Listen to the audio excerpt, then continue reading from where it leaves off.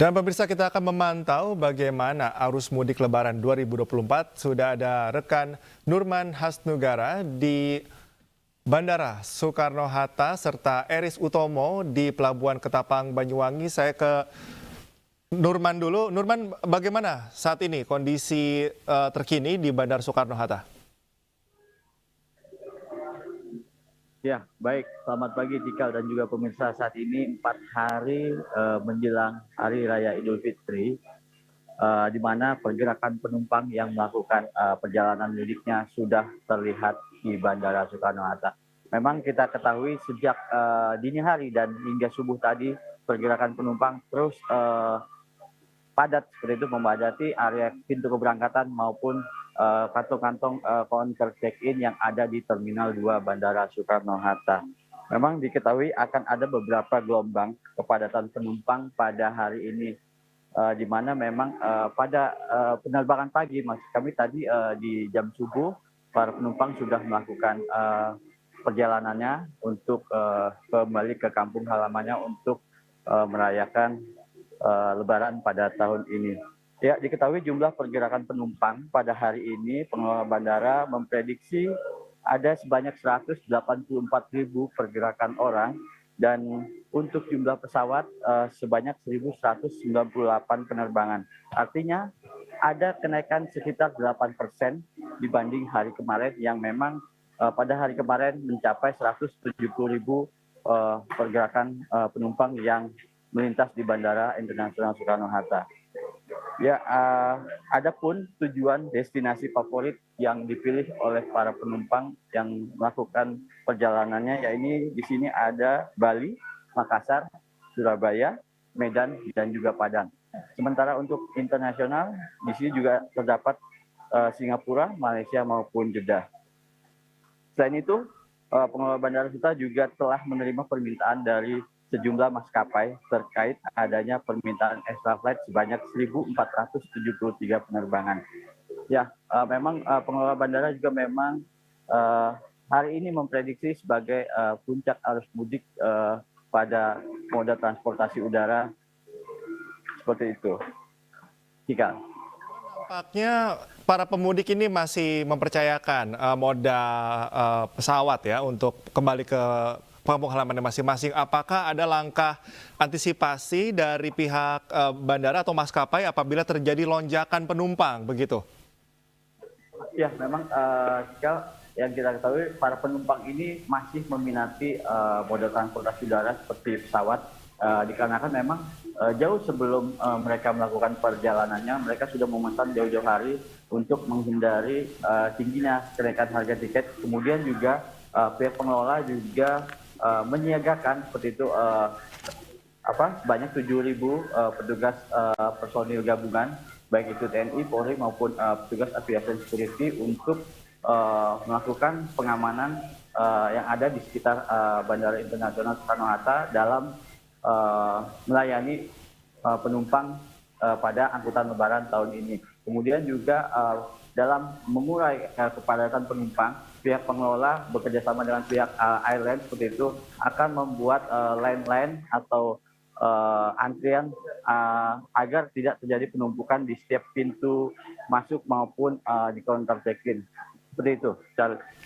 Baik, Nurman, sekarang saya ke rekan Eris di Pelabuhan Ketapang, Banyuwangi. Eris, kalau tadi masyarakat masih memilih moda transportasi udara, kalau moda transportasi laut bagaimana, Eris? Apakah memang sudah menunjukkan tren peningkatan di puncak arus mudik ini, Eris? Halo, rekan Eris. Oke, sambil nampaknya kita mengalami gangguan komunikasi dengan rekan Eris, kita akan mencoba kembali menghubungi rekan Eris. Saya mau kembali ke rekan Nurman. Nurman, apakah memang selain tadi ada langkah-langkah antisipasi, kemudian apakah ada langkah pengamanan khusus misalnya dalam rangka libur Lebaran ini? Ya, jika memang langkah-langkah dalam pengamanan khusus di sini memang pihak pengelola bekerjasama dengan pihak stakeholder terkait. Mereka membuka setiap terminal, baik terminal 1, 2, dan 3, membuka posko layanan terpadu bagi masyarakat maupun penumpang yang akan melakukan perjalanannya, baik itu mereka yang akan berangkat maupun yang datang. Bagi penumpang yang memang perlu melakukan keluhan atau layanan, mereka bisa mengadu ke setiap posko yang ada di setiap terminal. Gitu, Cika. Ya, apakah memang posko-posko tadi kita tahu bahwa posko tersebut biasanya ditempatkan di depan terminal itu. Lalu apakah memang ada fasilitas-fasilitas lebih lainnya begitu dari pihak Angkasa Pura untuk mendukung misalkan ada lansia ataukah bayi misalnya?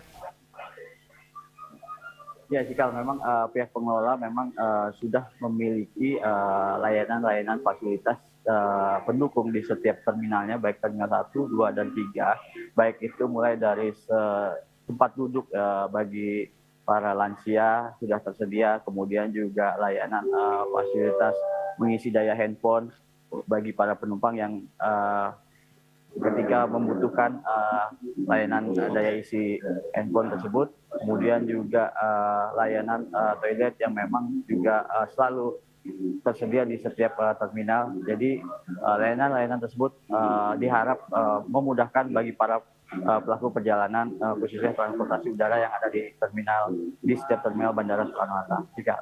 Baik, kita akan kembali menyapa rekan Eris. Eris, bagaimana? Apakah memang tren penumpang atau pemudik yang menggunakan moda transportasi laut ini trennya sudah terlihat meningkat di libur Lebaran kali ini, Eris? Ya, Cika, saat ini saya berada di Pelabuhan SDP Ketapang Banyuwangi dan tepatnya di pintu keluar dari pelabuhan. Dan aktivitas di pelabuhan masih terus terjadi. Dan memang untuk arus mudik kali ini memang terjadi di Bali, yang artinya para pendatang yang bekerja di Bali melakukan mudik dengan menggunakan sarana transportasi di Pelabuhan Gilimanuk ke Bali dan menuju ke Pelabuhan Ketapang Banyuwangi.